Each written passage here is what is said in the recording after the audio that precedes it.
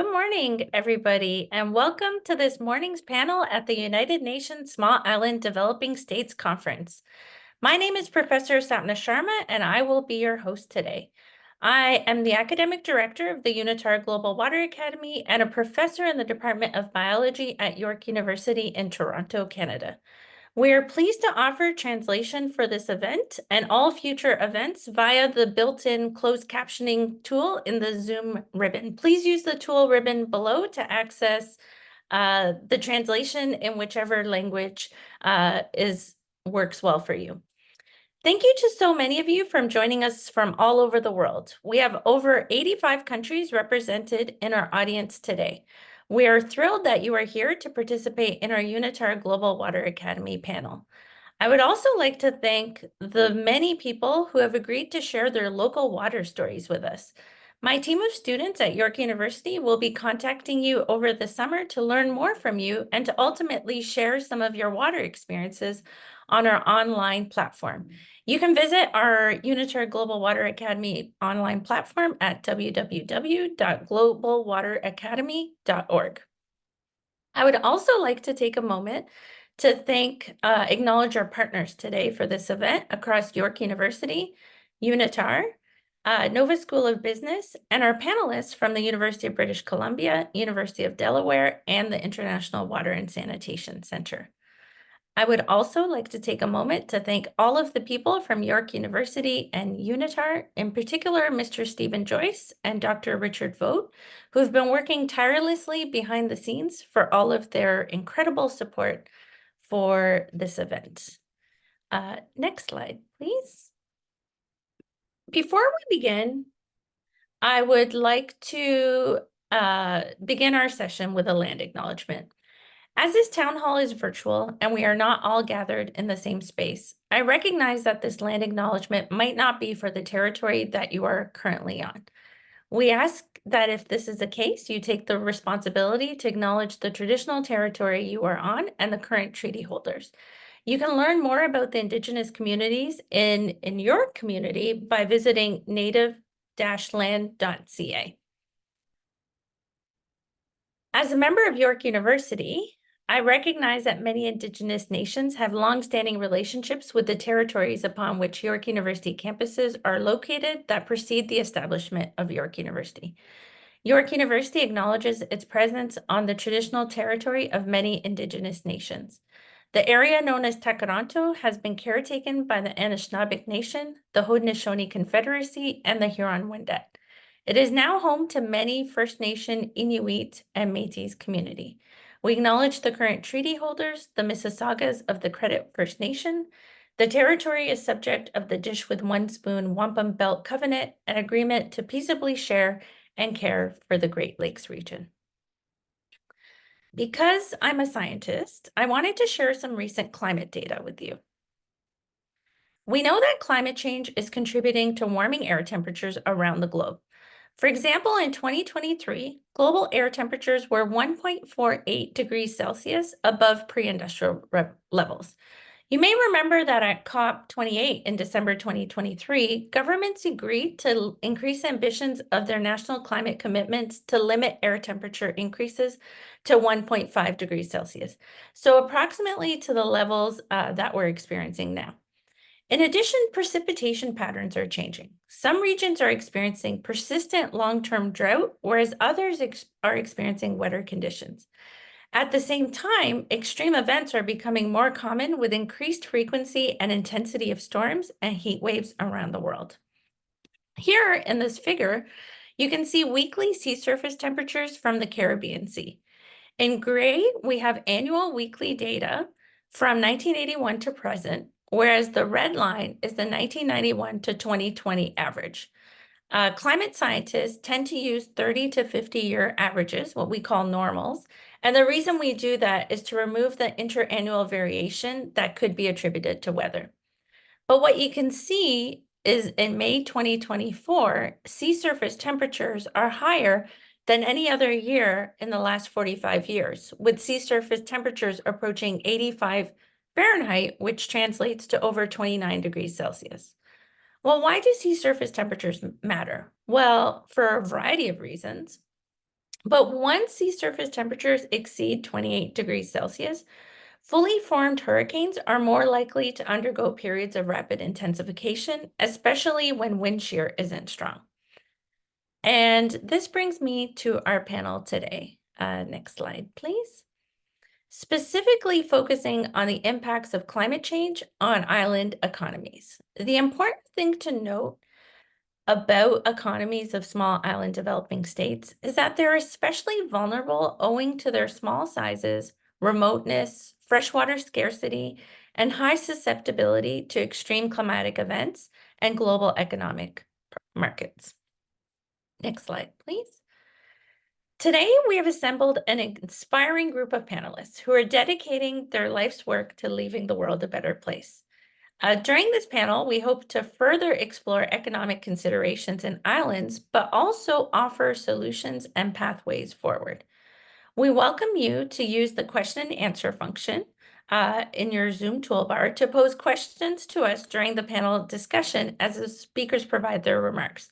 We'll try to answer as many questions as we can live, and I encourage the panelists to respond to questions in writing that we see as they arrive, or we'll connect with you afterwards to answer any of your questions. And so with that, I would like to introduce Mr. Alex Mejia, Director of UNiTAR's Division for People and Social Inclusion, as well as the Senior Manager of UNiTAR's Social Development Program, for welcoming remarks from UNiTAR. Thank you, Alex. Thanks to you, dear Sapna. It's quite a pleasure to be here. Before we begin, special appreciation to the university is represented here, in particular to York University. This Global Water Academy wouldn't be possible unless York University would have helped us. It's, of course, the vision also of President Lenton, who will be speaking very soon, and the vision of my Executive Director and Assistant Secretary General of the United Nations, Mr. Nikhil Seth. I'm speaking today on behalf of Mr. Seth to welcome you all, distinguished panelists and participants. So let me tell you that on behalf of UNiTAR, this event entitled Building Resilience in SIDS through Blue Economy Innovation, and particularly focus on linking sustainable economic growth and freshwater security.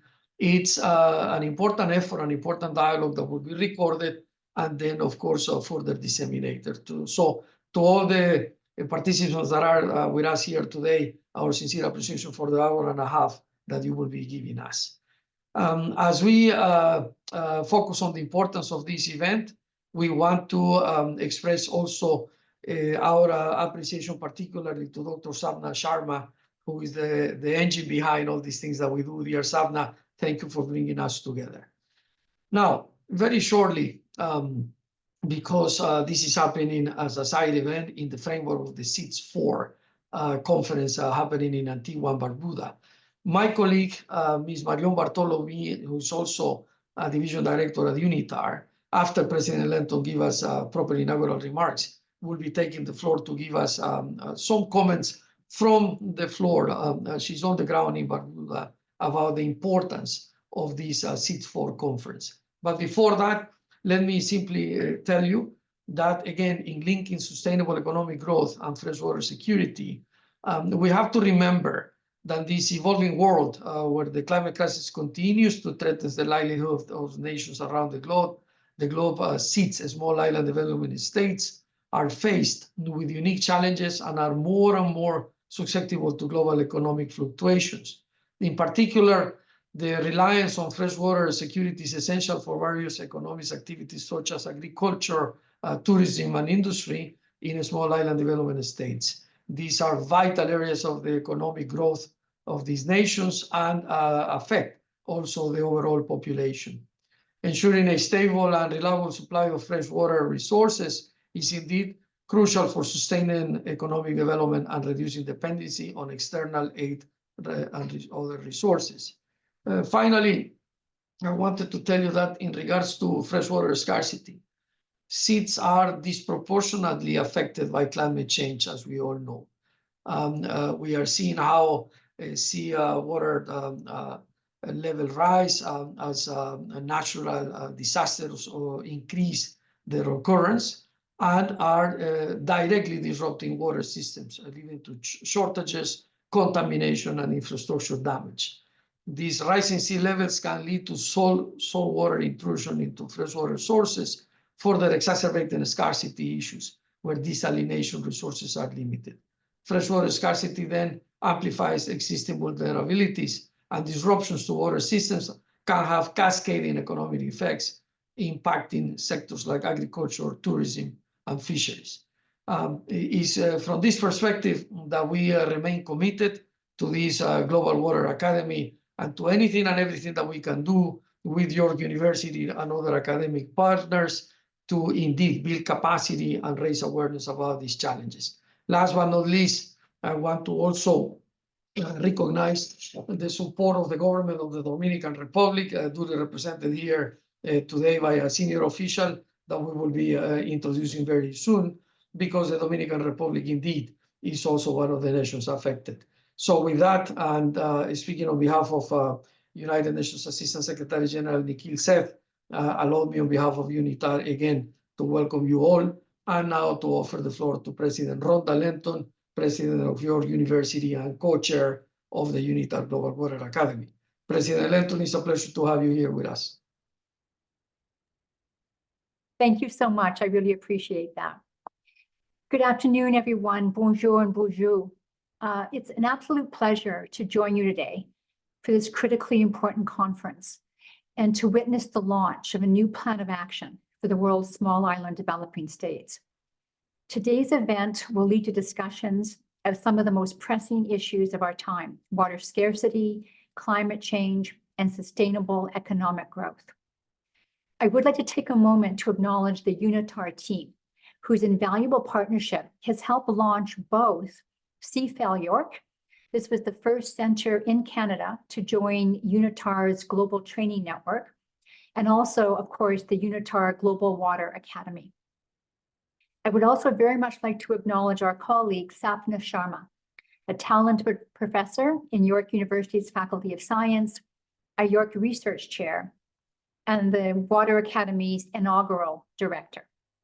Sapna has played a foundational role in establishing and leading the UNiTAR Global Water Academy and its mission to tackle the diverse aspects of the water sustainability crisis. York University, if I can just take a moment, is a leading international university. We're based in Toronto, Ontario, and our vision is to provide a broad demographic of students with access to a high-quality, research-intensive university that is committed to driving positive change. The Sustainable Development Goals are at the heart of our academic plan, and they inform everything we do, from our teaching and research activities to our partnerships and our net zero commitments. For 3 consecutive years, we have been ranked in the Times Higher Education Impact Rankings as one of the top universities in the world for advancing the SDGs. When the 2030 Agenda for Sustainable Development was approved in 2015, it inspired us all to imagine a future defined by economic prosperity, social well-being, and environmental sustainability. Today, we are at the halfway point to the SDGs deadline, and multiple experts have noted that as a global community, we are currently not on track to achieve them. Increasingly complex and interconnected issues, such as the pandemic, the worsening climate crisis, biodiversity loss, global conflicts, and rising inequality, have all impacted progress towards achieving the SDGs. But it is certainly not too late.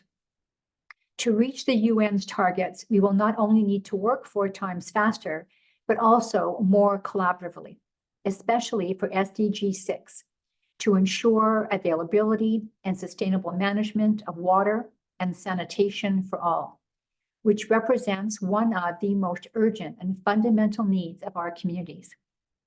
The lack of access to clean water and sanitation is life-threatening for regions that are impacted by conflict and in areas that are on the front line of climate change, such as the small islands development states.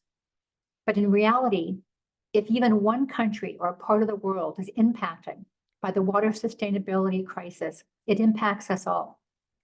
In the words of the Dutch Vice Minister for Infrastructure and Water Management, water is a connector that links many sectors and all aspects of life. On an individual level, it impacts our health and hygiene. On a larger level, it plays an essential role in promoting peaceful and thriving communities and economies. Water truly is a connector, and I hope today that everyone here will be connected as well through the UNiTAR Global Water Academy. The Academy is just one example of the type of collaboration that can emerge out of a shared commitment towards SDG 6, the kind that transcends disciplines, sectors, cultures, and borders. Using interdisciplinary research, technological innovation, capacity building, value-aligned partnerships, and equity-focused advocacy, we are sparking the positive change that's needed and preparing the next generation of global citizens to take up the mantle and develop nature-based solutions that serve diverse local and global communities. I very much look forward to hearing from all of you about the transformative initiatives that you are engaged in, and to seeing how continuing to support, collaborate, and innovate together can help us realize a brighter and a more sustainable future for everyone.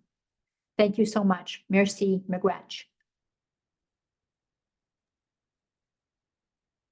Thanks to you, President Lenton, for those words and for the continued support to this global endeavor through this Water Academy. Now, I will offer the floor to my colleague, Ms. Marion Barthelemy, who is in person at the 4th International Conference on Small Island Development States and has joined a UN Assistant Secretary General there. Dear Marion, thank you for making time out of a very busy agenda. We will be very privileged to get to hear your impressions of the conference as a whole, and particularly as you know, the topic for today is building resilience in SIDS through blue economy innovation. So any comments that you can give us will be much appreciated. The floor is yours. Thank you, Alex, and good morning to everybody. Our executive director, Nikhil Seth, has asked me to convey his apologies because he was called to another meeting. And yes, Alex asked me to share a little bit some of the outcomes of the conference. So first, let me say that being at the conference gives really a comforting sense that the international community is dedicated to working with SIDS and for SIDS to build a more resilient and prosperous future.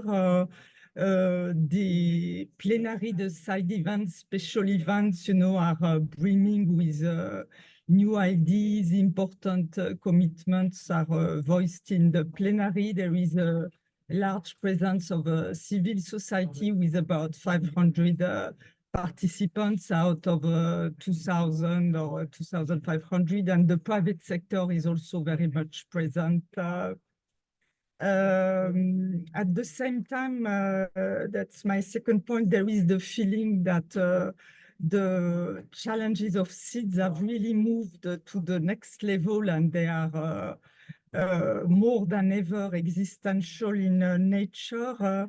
And our executive director was saying this morning that a key message that he takes is that the SIDS do not want more grand commitments. They really want the commitments to be demonstrated and translated, implemented through the rich array of actions that are contained in the outcome document, the agenda Barbuda and Antigua and Barbuda agenda for SIDS, and many approaches are discussed to put in place these new actions and commitments. My third point is that a message that you can really hear is that the SIDS, of course, they are uniquely vulnerable, but they are not powerless. And the Secretary General at the opening of the conference was stressing how much they've been at the forefront of climate action, and statement after statement, you can hear that they are taking their fate in their own hands. And you can see at the conference, there is this desire to learn from each other among SIDS also notably. And one of the outcomes of the conference is the creation of a SIDS Center of Excellence in Antigua and Barbuda that is meant to serve as a global data hub, as a mechanism on access to technology and innovation, and SIDS Investment Forum, and UNiTAR and many others have pledged to support this Center of Excellence, and I'm sure link will be made with the Global Water Academy also. Fourth, there is a lot of emphasis on access to financial resources, and at the opening, King Charles III reminded everyone about the Bridgestone initiative, about the reform of the international financial system, which in many ways has been a precursor. On Monday, the high-level event on access to financial resources was in a way also a high point of the conference, and everyone looks forward to the elaboration of the multidimensional vulnerability index that should help SIDS access concessional. And Agenda for SIDS also creates a dedicated SIDS debt sustainability support service. Fifth, very quickly, much attention is also given to access to technology, new sources of data. And we had a UNiTAR side event on Monday that gave this message very strongly and discussed the various data sources SIDS can use in policy making, including satellite images. And our executive director was saying that he trusts that ultimately action against climate change will be moved forward by a major advance, in science, in addition to the mandatory and voluntary commitments on climate change.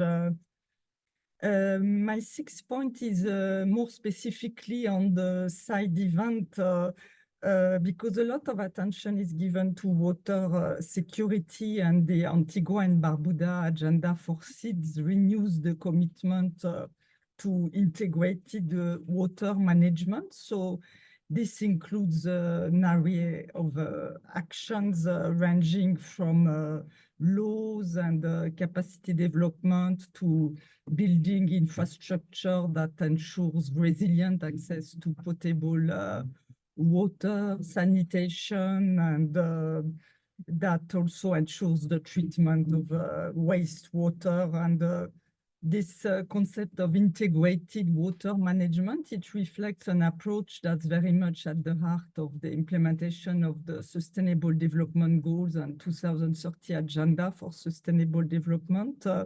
Integrated approaches. There is this focus on undertaking climate action that takes into account the linkages between water and energy, such as in the area of agriculture.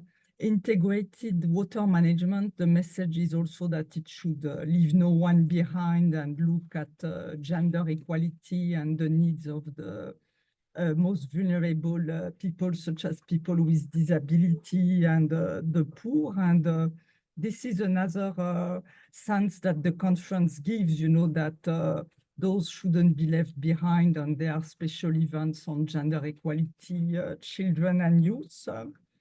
To conclude, I must recognize that there were hopes among the SIDS and in civil society that the Antigua and Barbuda Agenda for SIDS would be more ambitious, but we know well, that some commitments, they are discussed in other fora, such as on climate change in the COPs. But what's very encouraging is that everyone agrees with the Alliance of Small Island Developing States, which said that Antigua and Barbuda is just beginning. It should kick off an action of accelerated implementation of the SIDS agenda. And yesterday there was a meeting of the heads of the executive heads of the UN system who were discussing how to review their work program and what new things to do to support the implementation of the agenda for SIDS. And a message that the Secretary General gave at the opening is SIDS are vulnerable, but together they are very powerful, and encourage them to make almighty noise to keep the international community focused on implementation, and there will be opportunities to demonstrate the commitment to SIDS, such as at the Financing for Development Conference in 2025. But let me stop here and again say our Executive Director would have liked to be here. Thank you.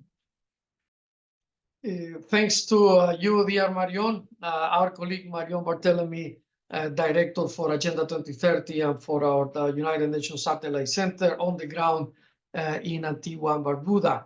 And just one echo from what she told us with this privileged view that she's having attending the conference. This Center of Excellence, dear participants and distinguished panelists, is an organization that we want to engage with, that we want to support, and we invite you to do the same. The Center of Excellence for SIDS will actually make a difference through capacity building and research. And with that, thank you again, Marion. And now let me start the proceedings. After the inauguration of President Lenton and all what you heard from UNiTAR, we have an impressive array of speakers, as I mentioned, from academia, from civil society, but as important, and perhaps to start, representing one member state, one small island development state, Dominican Republic. So it is my great pleasure to introduce Ms. Claudia Taboada, who is the Ambassador for Science, Technology, and Environment at the Ministry of Foreign Affairs of the Dominican Republic, to invite her to give us some local perspectives from her country, and also discuss perhaps some specific problems and challenges that they see. Ms. Taboada, it's quite an honor to have you with us. You are more than welcome. Thank you. Thank you so much, and hopefully I think everyone can hear me okay. Yes, indeed. Yeah, well, thank you again for the invitation, and certainly right now I'm in Antigua in the SIDS Force conference, so it's certainly a bit hot here and a bit uncomfortable to find a quiet place, but hopefully you can all hear me. I wanted to start just addressing the fact that, and I think it's something that we all usually highlight, the fact that due to our isolated nature, ensuring water security in a small island developing state is an existential issue, especially for countries as we recognize like Dominican Republic. Since our island nation depends heavily on rivers, groundwater, and rainwater harvesting, we are essentially vulnerable to the impacts of climate change. As such, the Dominican Republic is working diligently to meet the challenges of securing its freshwater resources. I really like a bit of this connection that I saw in the note on water and blue economy and oceans, because I think that we are entering a time where we're highlighting even more the interconnectivity of all these issues. Our country's geographic location and vulnerability to climate change means it continuously faces challenges that affect its socioeconomic development and sustainable growth. These include the deterioration and destruction of freshwater sources caused by the increasing intensity and frequency of extreme weather events and natural disasters, the rise in sea level, pollution, drought, and many other obstacles. In order to protect and prevent further damage to our environment and freshwater resources, we must certainly implement sustainable approaches to our development. And one way that we seem to achieve this is by embracing the sustainable use of ocean resources to benefit economies, livelihoods, and ocean ecosystem health through the adoption of blue economy strategies. For the country, a blue economy translates into increased quality of food production, food security, improvement of the energy supply, and a holistic approach to the environmental protection. And of course, I don't want to miss the opportunity to highlight something that we must consider, the special vulnerability that countries like Dominican Republic have to sea level rise And it was something that was highlighted in our Minister of Foreign Affairs speech here at SIDS 4, especially highlighting the fact that we could see in a near future not only coastal disturbance, but also saline intrusion. So this is why I'm highlighting and emphasizing on sea level rise. This is an imminent threat that also affects our freshwater bodies, triggering challenges to the social and economic stability of our country, and therefore the peaceful coexistence. There is a particular nature of the island that we inhabit here. In my country, in Dominican Republic, the island of the Hispaniola, because we share territory with Haiti. And unknown to many is that we also share 6 transboundary water bodies that are constantly threatened by all that was mentioned before. Based on how the rise in temperature will affect the coast at the end of the century, sea level rise will generate significant land loss and greatly damage the southern zone and the eastern zone of the country, including our capital, Santo Domingo, where a high percentage of our population lives, but also where a lot of our tourism is being developed. The threat of imminent land loss may cause internal displacement, forced migration, generating all that we know that comes with that is social instability and demographic tensions. As I said, all these concerns were highlighted in the speech made by our Foreign Affairs Minister, Roberto Alvarez, here at the General Debate at the SIDS 4. And since this is a country, and like most of the Caribbean states, are dependent on tourism, we cannot ignore how this sector is threatened by issues like the sea level rise, among other emerging risks that we are experiencing, such as the massive arrival of sargassum, which has deepened our vulnerability and limits our response capacity in the face of threats, such as, for this reason, Dominican Republic has held a strong position in international forums to defend the priority of keeping the temperature rise at 1.5 degrees Celsius, and in subsidies to polluting industries, ensuring more efficient and quality financing for climate change, especially adaptation, and having concrete results with the Loss and Damage Fund, which luckily we were part of the transition committee that finally gave us the authorization of this fund. But furthermore, sea level rise not only threatens our freshwater security, but also any kind of approach that we have to developing blue economy. According to the World Bank, it is estimated that the Dominican Republic may lose 13% of its territory by 2050, putting international cooperation at a risk and generating conflicts in the region, further stalling and even destroying this much needed development. We recognize that implementing blue economy strategies can translate into industrial growth for ocean-related industries, generating direct and indirect jobs, as well as increasing tax revenues and in turn promoting foreign direct investment. Additionally, the research and technological innovation that a blue economy carries with it can help generate export opportunities for products and specialized knowledge. We also recognize that it is for us important to develop the development of coastal tourism, marine renewable energies, marine biotechnology, aquaculture, especially with an approach to sustainable fishing, which can strengthen the country's food security and sovereignty. But despite its benefits, of course, we also see a number of challenges and limitations that we understand have to be addressed to ensure its long-term success. First, there needs to be an integrated and long-term approach to marine resource management. Proper management of marine resources must consider the multiple impacts of human activities and the effect of natural phenomena on marine ecosystem. This includes combating water pollution from land and marine, and implementing responsible fishing practices to avoid overfishing. These actions, they all not only need the implementation of policies and regulations, but they also need a lot of funding for real transformation of our systems.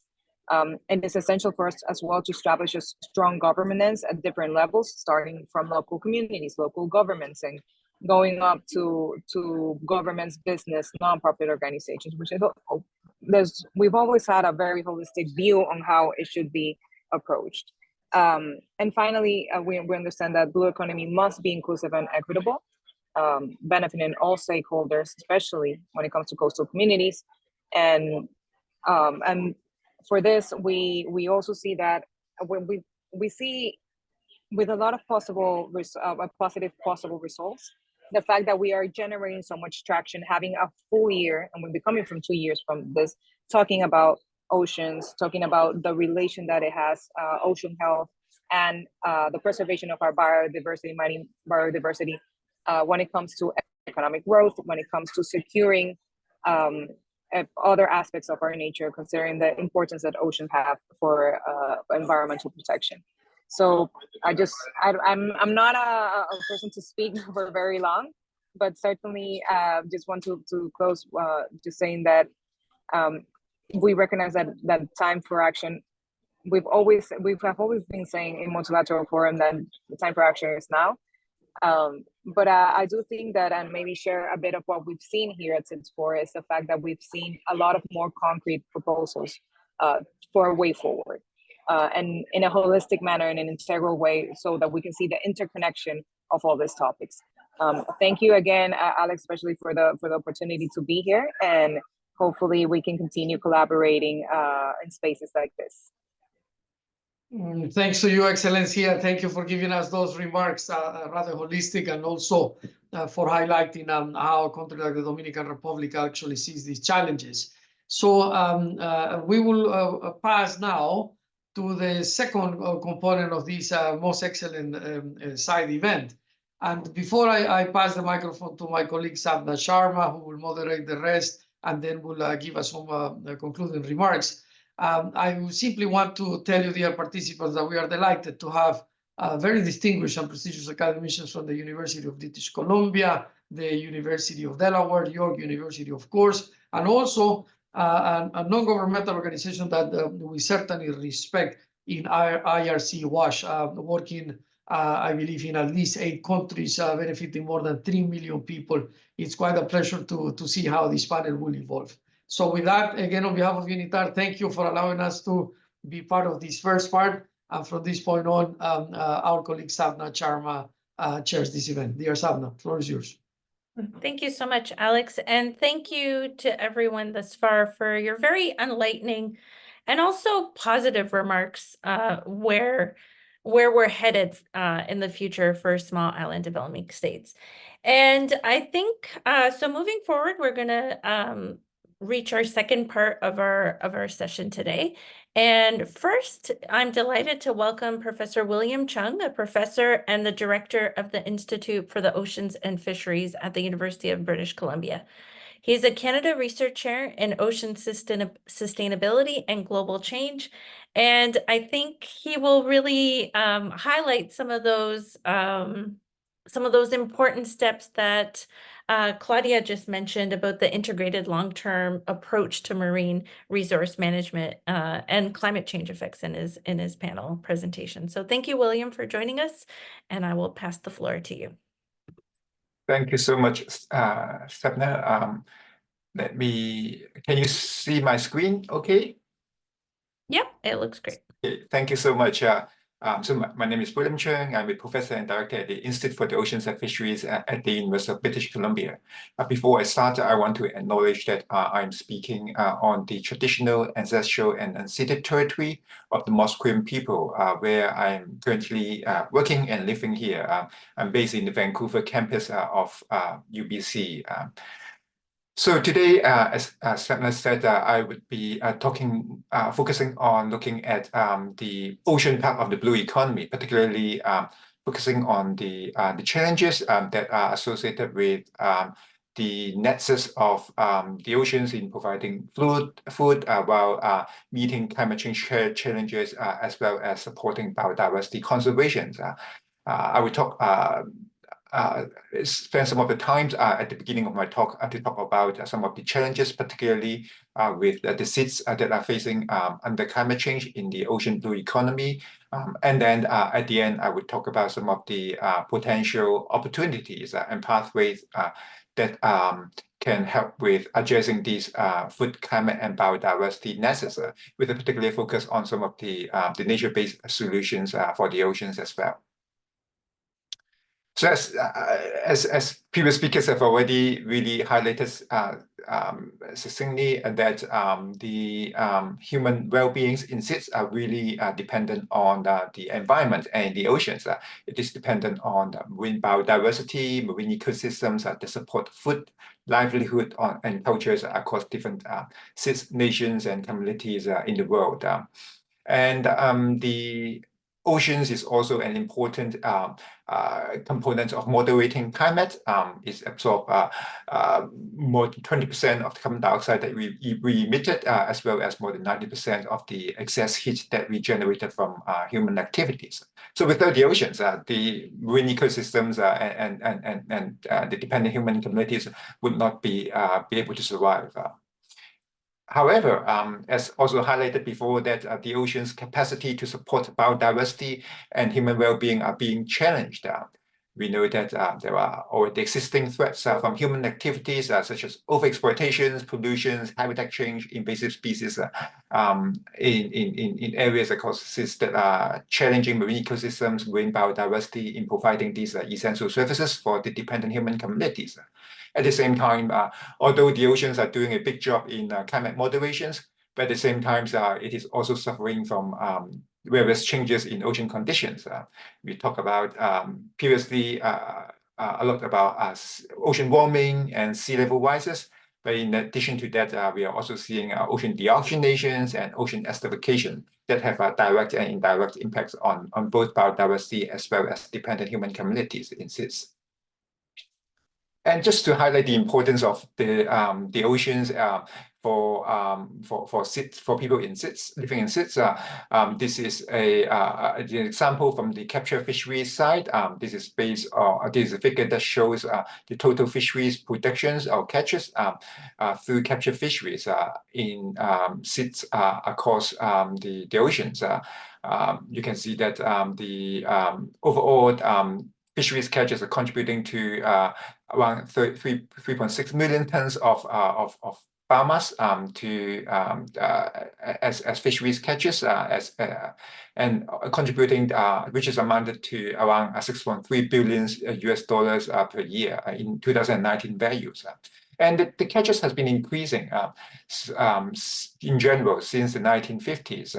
But then in recent years, I think in the last decade, there are signs that the catch has peaked and is leveling off, which we have seen in different time periods for different countries around the world. So I think the questions that is really important to ask is what would the futures look like for seafood productions from the for SIDS, and particularly under the challenges that we are facing with climate change and also other human drivers such as overexploitations, habitat destruction, and things like that. And to focus more on the climate change challenge, Sapna already shows the worrying trends of the temperatures that we have seen in the past century, and particularly with the extreme high temperatures that we have seen last year. And with the ocean climate modeling projections, such change seems to be will continue in the future, particularly if we are not mitigating climate change effectively. So, for example, here with the red line showing the high emission scenarios, the different climate models that are projecting the different aspects of ocean conditions are really continuing the changes that we have been seeing in the last few decades with ocean warming, ocean deoxygenations, ocean acidifications, as well as increasing intensity and frequency of marine heat waves. And that heat wave figures is particularly drawn from a recent study that we are doing with climate analysis for Maldives. But then such trends are fairly similar in many of the other situations as well. So how does these changes would affect fisheries catches? I think one of the key things is that it affects marine organisms directly, particularly those that are important for fisheries. We know fish and invertebrates, their ocean body conditions are really affected by environmental conditions. For example, for fish, they prefer a certain temperature to live. And when temperatures increase or decrease beyond the preferred temperature range, their body functions will decrease. At some point, when temperature is too high, some of these species may not be able to survive too. For mobile species and many of the other invertebrates as well, with changing ocean conditions such as ocean warming, species will try to adjust by shifting their distributions to area where they can find a suitable habitat for them to live. So for example, in the northern hemisphere, we find that species such as tuna will shift their distributions to high latitude regions where temperature generally will be cooler than lower latitude area, and so they can maintain the preferred temperatures in the environment with ocean warming. But associated with that, it means that there would be disruptions on ecosystem structures, interactions between predator and prey. At the same time, it would challenge ocean conservation because if a protected area, for example, is designed for protecting certain species, and those species shift away from those protected area, it really affects the effectiveness of the intended targets of those conservation areas or protected area. At the same time, previously it was mentioned about the transboundary challenges under global change. And I think in this case, this also challenge transboundary fisheries management with the shift in fish stocks. Particularly, for example, when some of the countries have their exclusive economic zones that are closely aligned with one another, shift in resources from one country to another would means that there will be disruptions on the sharing of transboundary fishery resources, such as tuna. And these changes in the ecosystems and fish stocks and fisheries are already being observed. So it is not something theoretical. This is based on the assessment by the Intergovernmental Panel on Climate Change. They assess the available scientific evidence on the different aspects of changes that have been observed in the past and published in the literature or with formal records. What they find is that for small islands, we have been already seeing a high confidence with changes in ecosystem structures, shift in species distribution range, as I mentioned, changes in the timing or phenology of biological events. And some of these changes, as well as the changes in ocean conditions, have also driven a decrease in fishery yields. And so this means that we are already seeing many of these changes, and that with the projected changes in ocean conditions that I just showed you earlier on in a few slides, this change will continue, particularly if we don't mitigate climate change effectively. And one of the things that we've already observed in terms of changes in fisheries is that we are seeing a shift in species distributions, species compositions. So this is figures that is drawn schematic representations of a study that we conducted in 2013 that look at global fisheries catches and assessing the changes in relation to changes in ocean temperature. What we find is that with increasing temperature, the catches are increasingly dominated by warm water species, which in this figure is denoted by the redfish. And particularly in the tropics, because the fish are mainly dominated by tropical species, and that there's no expansion of range of other species into the tropics because it's already in the hottest part of the oceans. So with extended warming, it means that there will be a decrease in species diversity because some of the species that cannot adapt to the warmer waters will not be able to survive there, leaving there mostly the climate and warm water resilient species. And that's what we have been seeing in the fisheries catches in the past. So I think just to get to the next slide, that this is the projections that is showing the impacts of these shifts on biodiversity in the oceans. And these are focusing on the SIDS study that we did with the FAO, showing that with climate change, we will be seeing a substantial decrease in potential species species as well as fisheries catches across the exclusive economic zones of the SIDS countries.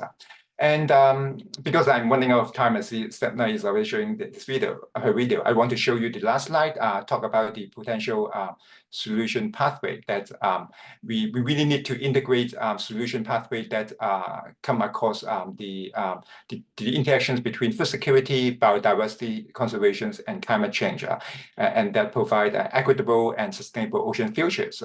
And to do that, I think there are good opportunities with various types of solutions and ocean-based solutions, and nature-based solutions can play important roles in here. And this is, again, based on the IPCC assessment. And it shows that many of the nature-based solutions, such as habitat restorations, transboundary management of resources, spatial management, such as protected areas, climate-adapted fisheries management, have already shown to have a high effectiveness, high feasibility, and high co-benefits, meaning that even besides climate change, it is also supporting food security, supporting biodiversity conservation. So these has really good opportunities as really important pathways to achieve sustainable and desirable ocean futures. But all of this relies on good climate mitigation as well. So with that, thank you. I'm sorry to taking a few minutes more. Thanks. Wonderful. Thank you so much, William, for providing such an excellent overview of climate, energy, food, and economic impacts for small island developing states. Thank you for joining us. Next, we will hear from Dr. Katerina Fonseca. Dr. Fonseca has been part of the IRC management team and is the director of her own consulting company, Pulsing Tide. Welcome, Katerina, and we look forward to your remarks.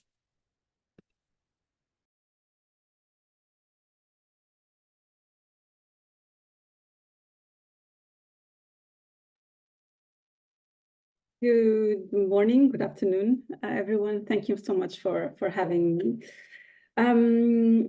So I will move. We talked about oceans, food security. That's a very important link. And now we'll talk about water security, but specifically from a finance and macroeconomic perspective in the SIDS. This is very brief, so I only have 10 minutes. And I'm simplifying. So if you have more questions, I have a lot more data, you can please ask me in the chat. So I will, let me see how I change the slides. I will talk about what are the major sources of funds for water sanitation and hygiene, which I will abbreviate as WASH, so this is drinking water supply. I will talk about the major trends in climate finance for WASH, specifically the SIDS challenges in accessing finance, and then the opportunities and main approaches and already some examples that we have from SIDS. So very quickly, there are basically three major sources of funds for water and sanitation. There are the tariffs paid by consumers, by households, also their own investments in either water and sanitation or hygiene, hand washing facilities. There's taxes. These are transfers from national governments or central governments to municipalities. Some municipalities also raise their own taxes and then invest in the sector. Then we have transfers. Transfers are grants, are aid. They are officially called Overseas Development Assistance. You will see this word ODA. They also come from individuals, philanthropic organizations, remittances, etc. These are the three sources. There's many more. Usually they have to be paid back by one of these three.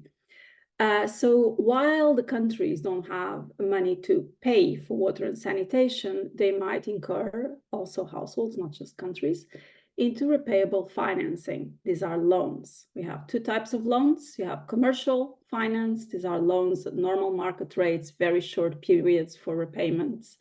And you have concessional finance or concessional loans, which have longer periods to be paid back. So this is called tenure. They have lower interest rates. They have grace periods. So for instance, you don't have to pay for the loan in the first 10 years. And they are really important for the water and sanitation sector because the infrastructure investments will take a bit to be built, and then to have the returns through tariffs. These are literally the major sources. You can almost include all of the funds in these sources. I'll just touch briefly now on climate finance. So climate finance is a mix between transfers of ODA and grants and concessional finance. So it falls into these two. I just want to demystify it a little bit. I'm not going to present specific data here yet, just give you a quick overview of where we are in climate finance for WASH. East Asia and Pacific are both the highest providers and recipients of financing, actually followed by Western and Central Europe. There's many instruments on climate finance, but the most and largest instrument are debt instruments in the form of the concessional loans, so soft loans, not grants, not anything, just concessional loans. The interesting part here is that public finance is the largest investment in climate finance, and it goes mostly, these concessional loans are going mostly through public development banks and for urban areas. So you can already see a lot more going into sewage, which is the sanitation of urban areas and other typologies of networked systems. While households are the largest contributors in many countries for rural areas. I have to make global statements, so there's many differences per region and per area. And we don't have yet enough disaggregation to know if the climate finance is going more for coastal protection or for wastewater or for desalination. We don't have yet a lot of disaggregation on that. There's going to be an upcoming very large report to the coming months published that will shed more light on this. So now we come specifically to the SIDS. So if we look at all those sources and where are the SIDS, so what are the specific challenges that they face? Transfers. So this is ODA 8. 5 to 12 seats are reaching high income status, which means they will lose the eligibility to receive ODA, to receive aid. And I had to go and check this. I'm like, well, so how large is the problem? Well, the problem is that the seats close to graduation, these include Palau, Nauru, St. Lucia, Montserrat, are highly dependent on ODA, which funds 38% of their water and sanitation sector. This is very high. Tax revenues. The tax revenue base, because the countries are small, the population is smaller, is much lower than other developing countries. Tariffs and self-supply, because all the other sources are so low, means this is probably the main source of finance at present of water and sanitation for the SIDS. Repayable finance. SIDS have greater levels of debt to respond to all the natural disasters and economic shocks, and they are much more indebted than the other developing countries. And I just saw a piece news that 40% of SIDS have unsustainable levels of debt. Private flows, almost unheard of. And it's been very, well, of course, if none of the other sources are evolving positively, it's very difficult for private sector to come in, even the small private sector. And I find this, I really like this multidimensional vulnerability index, because a lot of people say, well, but aren't SIDS richer? Yes, from an economic perspective, from the gross national income, they are, which you see on the graph, on this horizontal line in the blue dots. SIDS are richer, but they're also much more vulnerable. And you can find all the details in the UN, in this UN website, which has all of you can plot the data, is really interesting. So just to give you an example, I mean, some African countries, for instance, as a result of floods, lose 3–5% of their GDP. And I found the most extreme example, which was in 2017, Dominica lost 227% of their GDP because of a hurricane. So you can see, and that leads to more in depth, there are grants, there is aid relief, but there's also a lot of loans being taken up to recover the economy. So what can we do with this panorama? There's the three sources of finance. There's four main approaches to raise finance. First, you get the most of what you already have. This is all about increasing efficiency. The other one is you get more funding. You either increase more tariffs, more taxes. The other one is you get more loans, which, as we saw, it's probably not a very good idea. And fourth is you try innovative approaches. What is happening in the SIDS? At the moment, this is examples, and there will be very different contexts, but I just want to give you a quick picture in the last 2 minutes. First, more efficiency in allocation of funds to the sector. For instance, subsidy allocation. Instead of having a tariff for water that subsidizes everyone at a very low rate, really target those that need subsidies. This already can raise quite a lot of funds from funds that you already have. Also, I've seen a lot of SIDS flat rates for wastewater.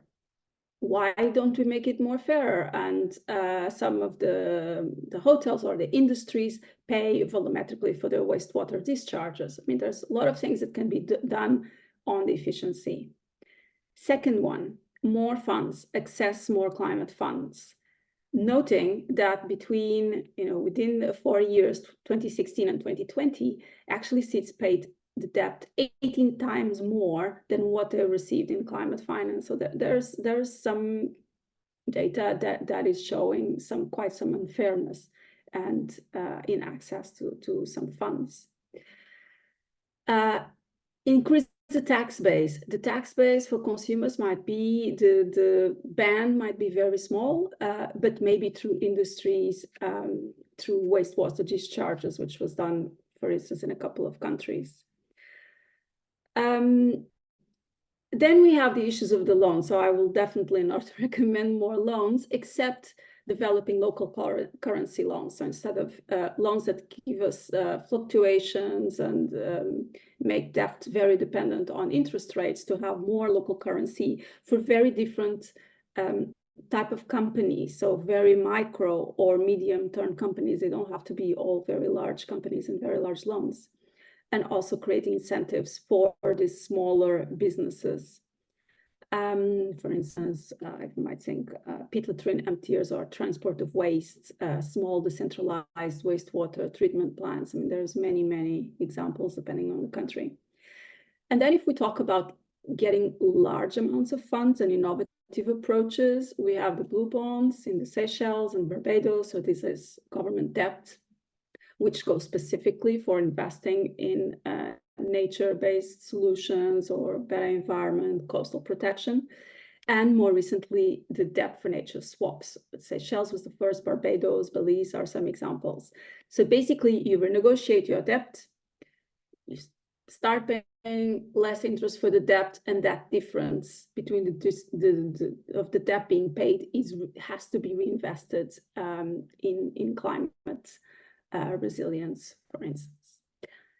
How to go about this? I recommend to all the countries to have adopt wash finance strategies, but specifically for SIDS, you need to take into account the graduation, because unlike other countries, you will not be eligible for ODA quite soon. So you need to find what are these other sources of funds. There's a whole manual on how to develop finance strategies, which you have the link. I know that I'm almost done. If you want to know more, join us in the WASH Academy. There is a session on climate in the advanced course of finance. You can also, I would recommend to do the whole finance course. Any questions, you can reach me. And over to you, dear chair. Thank you so much, Katerina. That was really comprehensive in the 10 minutes. I know you have so much experience working around the world, and thank you for taking some time to highlight some of the important initiatives that you see were relevant here. So thank you for that. Next, we're going to hear from Dr. Yvonne Su, an assistant professor in the Department of Equity Studies at York University. And we're going to change our focus to a larger island. to hear about lessons that Professor Sue has learned with her research in the Philippines. Over to you, Yvonne. Thank you, Sapna, and thank you everybody for joining. It's a very interesting and exciting conversation and quite diverse, as you'll learn from what I'm going to talk about now. So in terms of economics, a lot of people like to talk about what will be gained if there are certain things that happen, but it's really important to talk about what will be lost. What will happen if we don't do certain things or don't take certain actions. So what I like to focus on today in my 10 minutes is sharing knowledge, learning from the Philippines, which is where I've done work for the last decade or so on post-disaster recovery and resettlement. And a lot of my research is supported by by SHRC, which is funding in Canada. So here we go. So one of the most important things I want to highlight is that SIDS are not the world's experimental playgrounds. So something that has been taking place in a lot of the literature on climate-induced displacement, on resettlement, and SIDS in general is that we'll see if certain things happen. We'll see if by 2050, certain islands become uninhabitable. We'll see if certain water issues are as big as people are concerned about.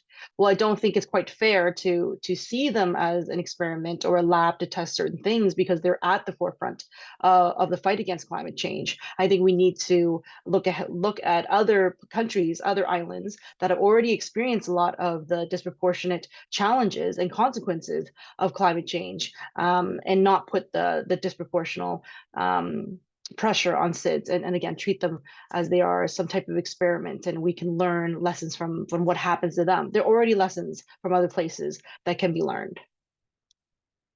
And one of the things, of course, is when it comes to the World Risk Index. So this is the first world index that got created in 2011.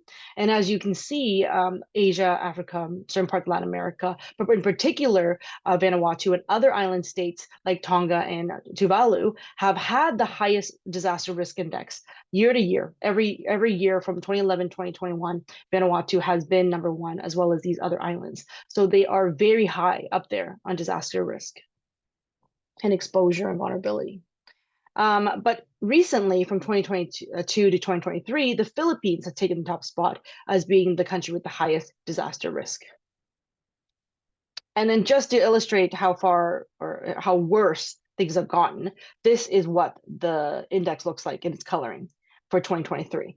So just to have a quick look, every country is basically red, pink, or a variation of it. And then if you go back to the one from 2011, the change is quite dramatic. So we are really putting ourselves in the trouble in terms of climate change. Now, a lot of my work and a lot of these lessons come from Typhoon Haiyan, which struck in 2013 in the Philippines. It was one of the strongest storms ever recorded. Officially, 6,300 people died, but the unofficial numbers are about 10,000 to 20,000. There was a strong storm surge that most people said destroyed about 90% of Tacloban's buildings to a certain extent. So as a result, you can imagine a significant amount of relocation and resettlement and rebuilding had to take place. Billions of dollars in loss in a huge undertaking in terms of rebuilding all of this infrastructure, including water. And one of the big undertakings, of course, is simply relocating. A lot of the politicians, for various reasons, certainly politically motivated, as well as just for economic reasons, wanted to relocate a lot of the communities that were living in the coastal areas, away from the coastal areas, for purposes of disaster risk and safety. But unfortunately, a lot of times in the past, and it is in the case in Tacloban, it's changed to commercial purposes. So what you notice is that they had previously no build zone, and that made a lot of sense. You don't build here, it's dangerous, it's sea level rise, storms, etc. And then as a result of the pushback, as people wanting to live there and concerned that their livelihoods and their homes are no longer where they have been historically, the government changed it to a no dwelling zone. So instead of no building completely, they changed the word to no dwelling. So then commercial purposes, companies, hotels can be built there. So those are important things to consider, because in terms of small island developing states, a lot of planned relocation, hopefully, as opposed to just relocation as a response to disaster, will also be taking place and has already been taking place. So those are the lessons I want to focus on. And one of the really important higher level things is that global assistance on climate change impacts cannot be temporary. It needs to be well planned, proactive, and long term, with a significant amount of community consultation and involvement. What you see on the left is all of the organizations that came together to give support to Tacloban City and the government to build back better. Lots and lots and lots of organizations. But many of them only stayed for 1 to 2 years. The few organizations that were really heavily invested in rebuilding probably stayed for 5. Very few stayed for 10, but they probably stayed longer mainly because their projects were delayed, not necessarily because they had the intent to stay longer. But what you see often is this rush of people that want to help, and then they don't actually stick around, which is extremely unfortunate for all the communities that are involved in this, and something we can definitely avoid. Oh, sorry. So in terms of the relocation, so these are some of the examples of the houses that were built after in the many resettlement sites. And the other thing that was to be considered is that most people got displaced in Branga 88 around this coastal area, and in the morning rush, it's about 55 hours by car. That's if you have your own private car. If you were to take transit, it would take much longer, and you often have to change several times. From a jeepney to a tricycle to a motorbike, and it's very challenging to get up there. And one of the reasons Tacloban North was chosen as the place to resettle a significant amount of these people was simply that land was cheap. So we were making lots of short-term decisions on costs as opposed to what the people really need. As you can imagine, that area being quite completely undeveloped before the resettlement sites, there's no infrastructure. There's no water infrastructure. But there's no sewage infrastructure. There was no electricity for a very long time. So for a while, these buildings, these homes were getting put up, but they didn't have the water connection. They didn't have the electrical connection, and they would just sit there empty. And politicians and NGOs would be like, why aren't you going up there? Why would they go up there if these essential services are not there and it's not been well planned? So what you see is a lot of people waiting on water. So here's a picture of the city driving up its truck. And that's what it is. People have to just wait and wait and wait with their jugs to get the water that they need for the week, or sometimes they come several times a week, but sometimes they don't come at all as a result of issues or poor planning. So most of the sites took about 5 to 8 years after the Typhoon Haiyan to get an actual proper water connection. And then one of the lessons, of course, is that there's the lack of water infrastructure has economic, gendered, and long-term psychological implications. From an economic perspective, if you don't have water, you can barely go about your day. But how could you run a business? How would you be able to run any business if there's no water connection and no sustainable, reliable water connection? So people trying to do agriculture up there, trying to start their own business. It just wasn't happening, even though those were well written into the development plans and the various strategies and the nice posters and presentations that people give of all these grand things that can happen in Tacloban North. All of it was bottlenecked because they just didn't have this type of infrastructure. The other aspect is it's quite gendered. So a lot of the men in the communities actually would commute back to their old homes, whether it's built or before it was demolished, and they would often resume their old livelihoods. So they would commute or live down there and go back home go back to the resettlement site on a weekly basis. So that left most of the resettlement site to be filled with women, and the women to be waiting in line and getting these water jugs for the week. And it was so gendered that when we did one of our surveys, we've done multiple rounds of surveys trying to understand how they are how their situation is in these resettlement sites. About 80% of the respondents of our 400 people survey were women. The men were just not around. So there's those aspects as well. And of course, there's just the long-term psychological implications of being put in this location far, far away from your friends, your old community, with lacking infrastructure, waiting all the time. Sorry, and just being told again and again and again that things are coming, but they're not. And all of this is just due to poor planning. And in the case of planned relocation for SIDS, it really needs to take best practices from other countries and learn from their mistakes. So many mistakes have been made and so many projects. And there's a lot that we could learn from just evaluating them, investigating, and of course, discussing best practices as well, because not everything is there definitely are best practices. And I know I'm running out of time, but I also share one because it's quite nice. Plan International Philippines has been working in the Philippines for 20 or so years. And they instead of doing a separate resettlement site, they chose to build in place. So they would rebuild the homes that were lost in downtown Tacloban.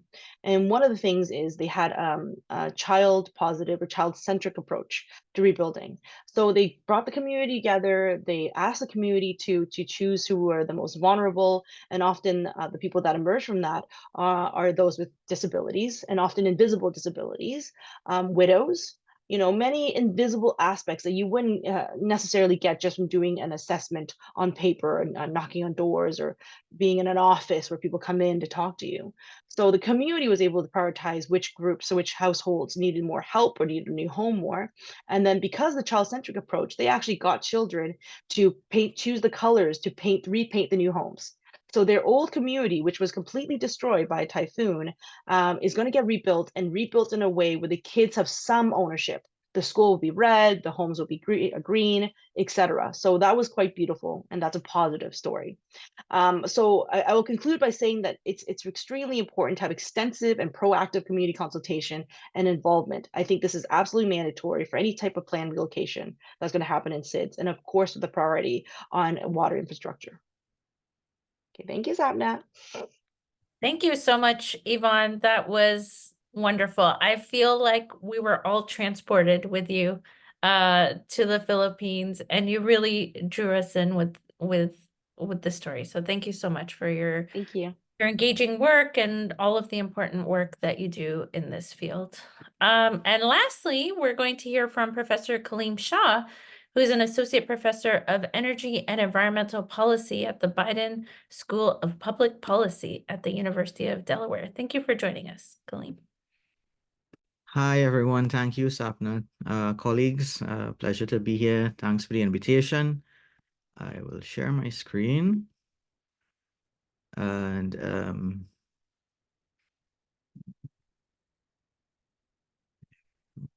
play. Great. And yeah, so I have the pleasure of bringing up the last talk. 1 second, let me. Having a bit of a challenge. Okay. So today I'm going to talk about technical supports, private sector engagement, and technology gaps in a couple minutes. So it's going to be a bit of a high-level overview that hopefully actually covers quite a lot of what colleagues have said previously in the panel, where fisheries were spoken about, water resources, and marine and coastal resources, as well as the impacts of extreme weather events and how blue economy transitions could perhaps build resilience to those kinds of impacts. So let me go ahead. I'm going to tell you about 2 studies that were recently completed. Mostly one of the studies would be about is done I did this study for the Inter-American Development Bank. And what the bank asked us to do is look at the high-level policies and strategies in small island states in the Caribbean and determine what might be some of the priority initiatives, programs, projects related to climate change that will be on the horizon now. Okay, so perhaps from now to 2030, what would be on the government's minds about the priority projects that they need to implement? So to do this, we looked at the existing NDCs in 13 English-speaking Caribbean countries in the study. And we also looked at the NAPS, National Adaptation Plans, which exist for about half of those countries. So just about 7 of those countries, 13 countries we looked at, have approved national adaptation plans.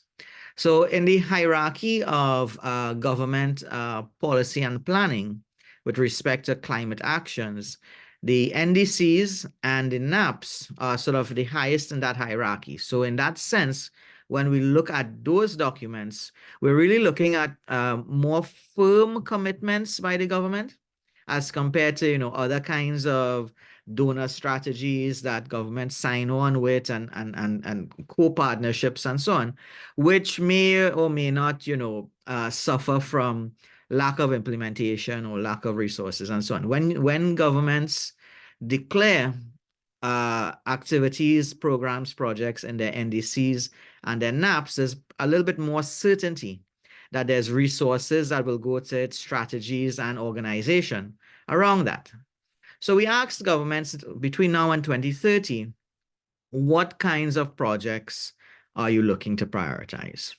And with respect to this discussion today on the blue economy, what we found across the 13 countries is about 16% of the projects envisioned will be purely around those blue economy themes.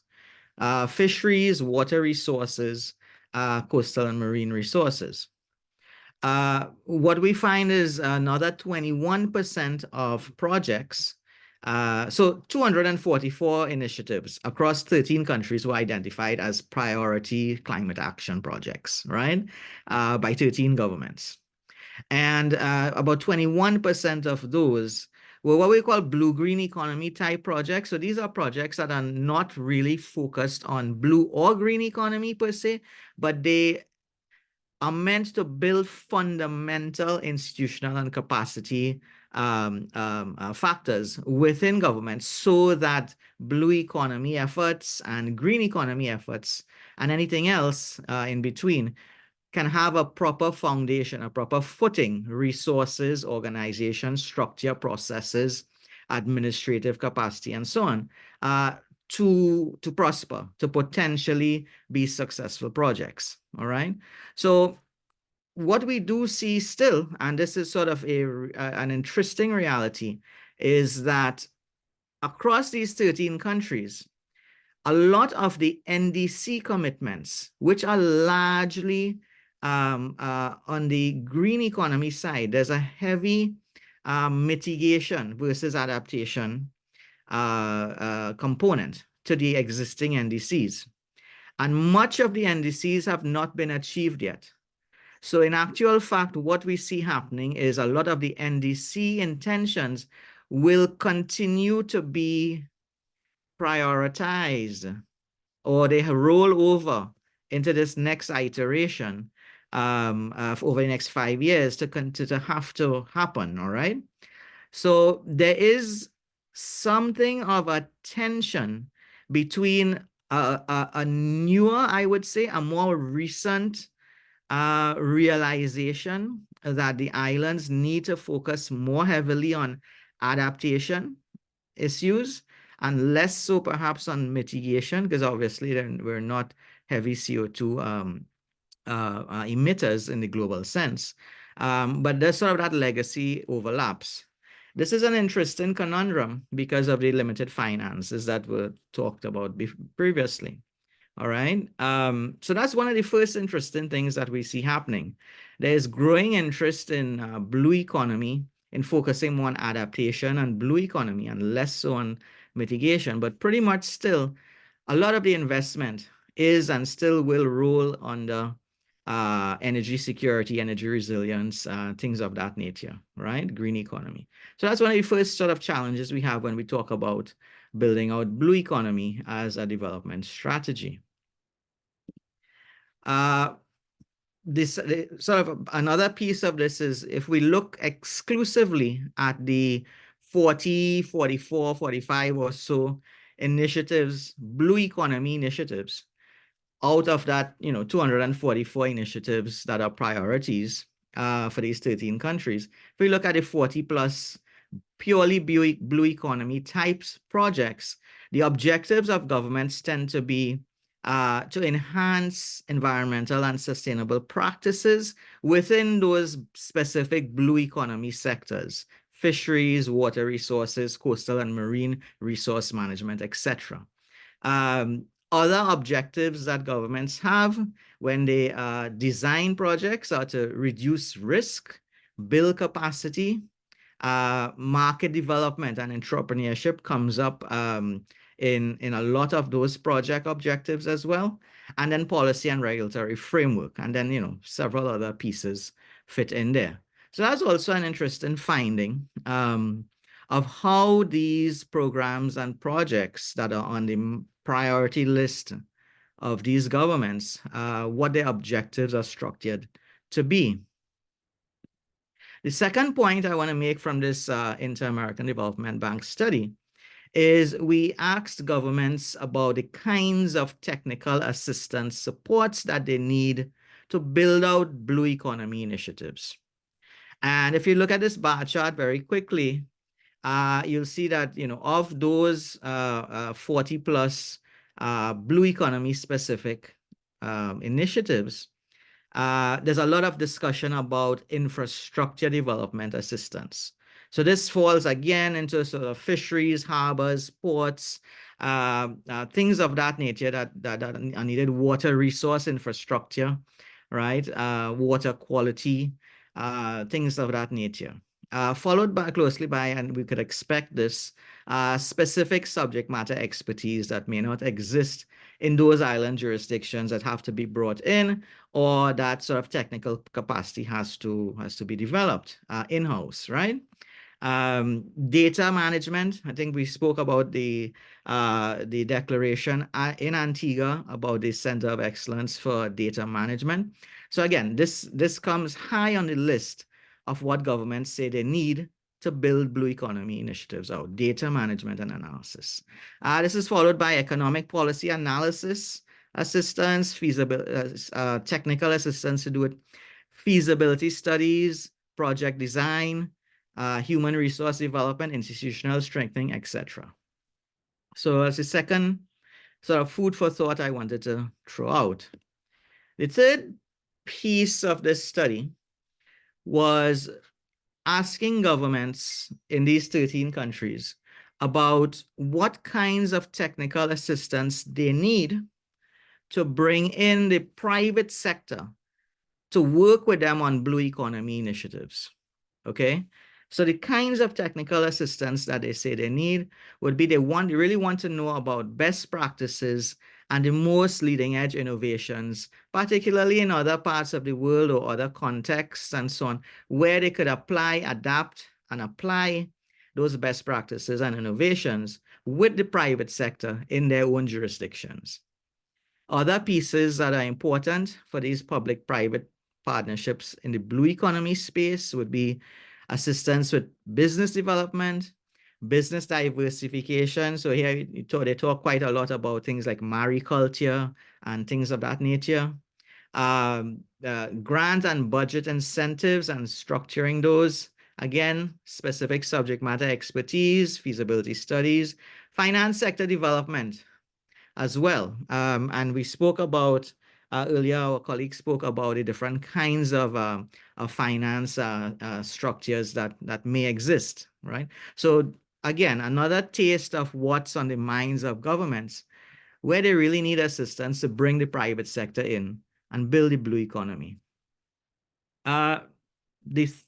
My fourth point comes from a different study on institutional capacity building in islands that was just published. And in this study, what we looked at is we looked at a pilot sample of 12 SIDS countries, 4 Pacific, 4 African Indian Ocean, and 4 Caribbean. All right. The IDB study of my previous slides was only Caribbean. This is sort of a sampling of 12 SIDS globally. And the question that we asked here is, how do we scale up, implement, and diffuse blue tech. So technologies that support building blue economy sectors. Again, same sectors we've been talking about: fisheries, water resources, marine and ocean resources. And what we did is we developed an institutional assessment tool at a national level. We call it an institutional diagnostic tool. And this tells us sort of the readiness of different SIDS countries in being the potential for these SIDS countries to successfully uptake, implement, and diffuse blue technologies in building the blue economy sectors. And if you look at here, what we did in this chart very quickly, there's 4 main criteria we look at when we think about this. And we look at the structural and system supports within a country, within a SIDS country. So this has to do with your policy systems, your rules, your guidelines, your standards, the existence of standards and regulations, and so on. The second criteria we look at is the operational, market, and environmental conditions, which is really sort of the utility and the markets, the usability, the ability to mainstream blue tech in the economy. The third criteria is the implementer acceptance, which is really important. And this has to do with whether those that you want to use blue technologies see use and value and utility. Is it relevant? Is it, legitimate technology for them to use in their livelihoods, right? That's the third piece. And then the fourth criteria is country tractability. And this is an interesting one that we found is often ignored in studies and in the literature. Country tractability really has to do with basically this question of, is it the right time to implement this particular blue technology in this particular context and situation? All right. The technology may be a solution in search of a problem, as we say in policy, right? So country tractability is really important. Now, the results here from this pilot of 12 SIDS countries, what we see here, the red dots the red dots indicate mitigation type of blue technologies, all right? The blue dots, or rather the black dots as they're shown here, indicate sort of more adaptation and resilience types of technologies and practices. And on a scale of 1 to 5, we can see where these SIDS countries lie in terms of their ability to uptake, implement, and diffuse blue tech. So, I mean, just looking at this very cursorily, not going into the details, you can see that we're very mid-range, right? Between 3 and 4. So there's a lot of work to do in terms of building out the institutional environment to allow blue technology to take hold so we can build these blue economies that we want. I see Sapna there. So that's all. My last 2 slides, just FYI, if any of the colleagues online are in Antigua, I'm not, but we have some other interventions in a couple other sessions on the ground. Yeah, we're very happy if you can attend if you're on the ground in Antigua. And if you need any more further information on these 2 studies, please absolutely feel free to email me. Thank you very much. Thank you so much, Kalim. That was a wonderful wrap up to our session. I know we're a bit over time, but I wanted to, because we have such a brilliant and inspiring group of panelists, I just wanted to ask William, Yvonne, Katerina, Kalim to turn on their cameras. And I'm going to ask you one last question to wrap up today. So Kalim, you mentioned that one of the major themes of this UN SIDS conference is data-driven decision-making and the role of data in the United Nations Sustainable Development Goals, in addition to policy initiatives and investment priorities that we heard of. If you could only choose one, what is the most important policy initiative, investment priority, or research needs that SIDS could focus on to improve prospects for economic development and water management? And if you could keep your answers to like 30 seconds or less, and we'll go in the order of speaking. So William, do you want to start first? Thanks, Sapna. I think this is a really important question. I think one of the challenge with, particularly in the oceans and blue economy, is the trade-off and potential co-benefits of the different initiatives. So I think having data that interdisciplinary data set that combined physical environment, the ecosystems, biodiversity, and the socioeconomic components is a important aspect of informing and elucidating those potential co-benefits and trade-off of the different initiatives. And I think that a research that design that data infrastructures with inputs from co-developments with the users and stakeholders, and then on the analytics that help to then draw those information to inform decision makings, as we discussed earlier about decision support. That's, I think, is a really important area that I identify as for sustainable and equitable oceans economies development. Thank you. Great, thank you, William. Katerina? I think if I have to pick one, I pick increasing efficiencies of existing water and sanitation services and making them climate resilient. And I think this means setting targets for wastewater, for water quality, for the investments sizes, and then using data and digital data to monitor progress.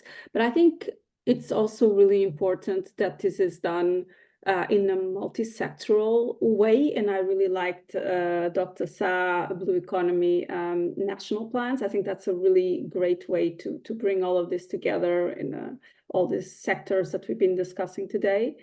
And financing nature-based solutions. I think this is all part of the increasing efficiency focus. Wonderful, thank you. Yvonne? I advocate probably for more data at that micro level, at the level of work that I do, in terms of people who have been displaced, who are in these resettlement sites, who are really hard to reach. I think that's really important because I find that in our world now with AI, we're very obsessed with big data and nationwide surveys and databases, and it's all very aggregate. But I think we need those stories from the ground to illuminate this bigger data and make sure those connections are made so at the policy level, we're connecting people on the ground as well as the larger picture as well. Wonderful, thank you. And finally, Kalim. Yeah, thanks. I'll riff off Yvonne's point, which is great. So, islands are heterogeneous, as we know, and there's a lot of interest in the big data and the AI right now. And of course, we need to leverage that as much as we can to create efficiencies. But we also know that it's very difficult to downscale large models, regional models, and so on to the scales that are really practical for us to use. So the small data that Yvonne talks about and the indigenous data are also extremely important in the SIDS context. And what aggravates me a lot in sort of the larger UN conversations, especially about the SDGs, is this idea of collecting data to write reports. We don't have time for that right now. What we need is we need to collect data to make decisions for outcomes for people. And I'd really like to emphasize that real outcomes, not just more reports. Thank you. That's a great way to conclude. And I think all of the academics on board, we certainly agree with what you all have to say. And Kalim, thank you for that call to action. And thank you to the panelists for your engaging talks and your inspiring presentations and responses. I'm very inspired and feel hopeful. There's so many extremely talented people and very nice people working on the ground on these important issues. So thank you again for all of your collaboration and all of your great work. And thank you to the audience for joining us today for this this conference, the UN Small Island Developing States Conference. Our next panel from the UNiTAR Global Water Academy will be in July at the High Level Political Forum on Sustainable Development. And by the end of the summer, you should be able to enroll in our free courses made available for public dissemination. So thank you again, everybody, and have a wonderful day. Thank you, everyone. Thank you. Bye. Thank you.